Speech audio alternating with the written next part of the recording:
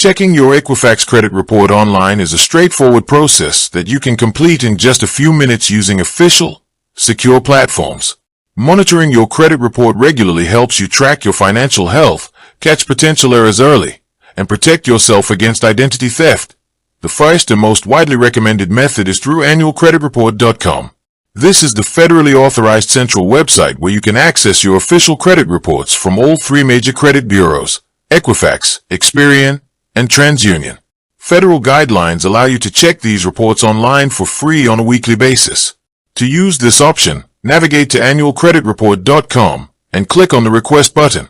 You will need to fill out a secure online form providing your basic personal information, including your full legal name, date of birth, social security number, and current address, as well as previous addresses if you have moved within the last 2 years. Once your identity is verified through a series of security questions regarding your financial history, you can select the Equifax report to view and download it immediately as a PDF. The second official option is creating a direct account with Equifax by visiting their website and setting up a free My Equifax account. Registering for this portal requires you to provide your personal details, verify your identity, and set up multi-factor authentication for security.